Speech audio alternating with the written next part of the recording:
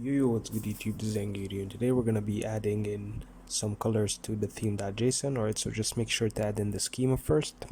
Alright, so in your settings, also add in the appearance boolean to true. Afterwards, right now we're going to add in a simple example with the objects. Alright, so as you can see over here, they have the properties of the slug and name. I assigned the value for this. You can access this by going on the top right. You can also clear your cache for the styles to appear. And by the way, this is an extension called Clear Cache. It's for free. You can download it for Firefox, I think, and Chrome as well. So here's just the extension name if you want to download it. Alright, let's get back. So on the top right, just access your styles, go to the palette, you're gonna find that.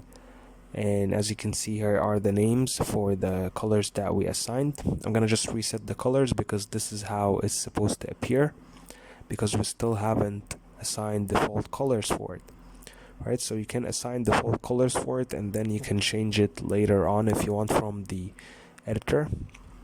So I'm just gonna bring an example over here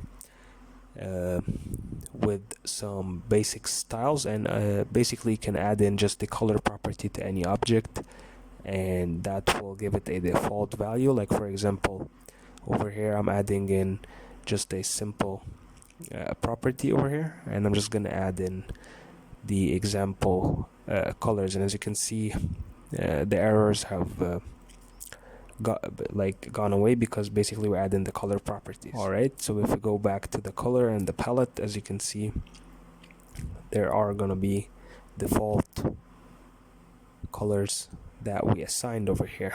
So for the dark text, you can find out that over here, here's the color. For the light text, it's over here as well.